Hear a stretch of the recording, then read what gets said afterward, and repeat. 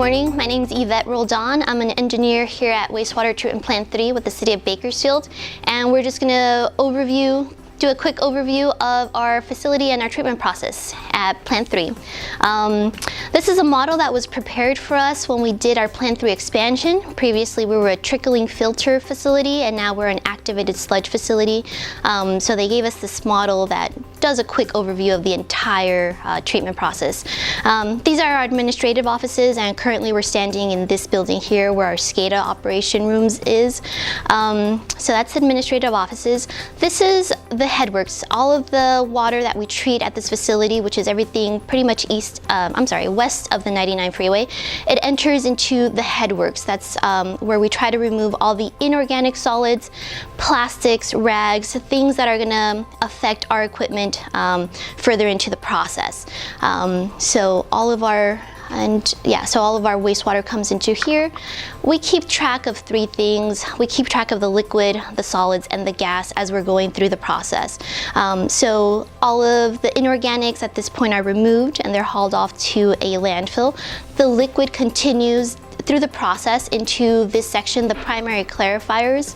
At the primary clarifiers, we're trying to remove all of the organic solids. So the Headworks removes inorganics such as eggshell, sand, plastics, and rags. Now we're removing the organic solids at the Headworks. At the primary clarifiers. The organic solids get transferred to the digesters over here. The liquid that goes over the weirs moves on to the aeration process.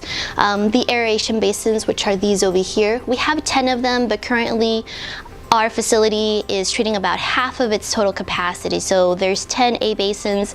We only use 5 of them currently. The aeration process, that's the heart of the biological process. It takes solids that are found in the water that were not able to settle out in the primary clarifiers. It converts it to a biomass that can now settle out at the next portion of the treatment process, which is the secondary clarifiers over in this area. So these are the secondary clarifiers. In structure, they're pretty much identical to the primary clarifiers. The only difference is that these are considerably larger. We have 175-foot diameter on the secondary clarifiers versus only 75-foot diameter on the primary clarifiers. But what they're doing is exactly the same. They're allowing time for the organic solids to settle down to the bottom. And the solids that do settle down to the bottom, they're once again pumped to our digesters over here. The water that goes over the weirs, a portion of it, we get about 17 million gallons a day currently. Anywhere between 1 million to 1.5 million of those 17 goes to our tertiary treatment here to produce tertiary effluent, which is useful for for landscape irrigation. And the difference between secondary effluent and tertiary effluent is the disinfection. So the tertiary effluent, we get, the water goes over the weirs, it comes into this chlorine contact chamber where it's dosed with high strength sodium hypochlorite. It travels through this sort of serpentine channels 3 times. We need a contact time of about 90 minutes before it enters into the distribution tank. Once it enters into the distribution tank, and we have about a 3 million capacity tank here, once it goes in there, we can pull this water and we use it to irrigate the sports village south of our facility. We also use it for landscape irrigation of our Plant 3 facility. And that's the bulk of that use. Whatever does not go into here, so remember this is only about 2 million maximum, whatever does not go into here, it actually gets pumped to percolation ponds, which are not shown in this model. From the percolation ponds, a portion does percolate back into the water table. The bulk of it gets pumped to a farm field and used for agricultural irrigation. And that's pretty much the end of the water cycle. As I mentioned, we also keep track of the solids, which I've alluded to. Those go into the digesters.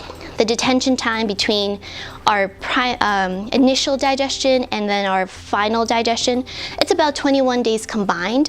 Those solids get pumped to our dewatering building. In the dewatering building, we have 4 centrifuges. Usually we have 3 working and 1 on standby. The centrifuges, we dose this digested sludge with polymer. They go into the centrifuges. They spin really fast. Pretty much think of the spin cycle in your washer. The liquid gets pumped into a centrate tank and then headed back to Headworks to go through the treatment process again. So that pretty much takes care of the liquid and the solids. Now to the gas portion. The digesters over here, they digest down the solids and that produces methane gas.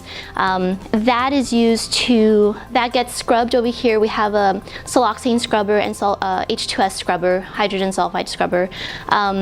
Once that gas gets scrubbed down from those components, it gets used to generate power. We have 2 cogeneration engines that generate power as we're throughout the day, and it helps offset our electric bill.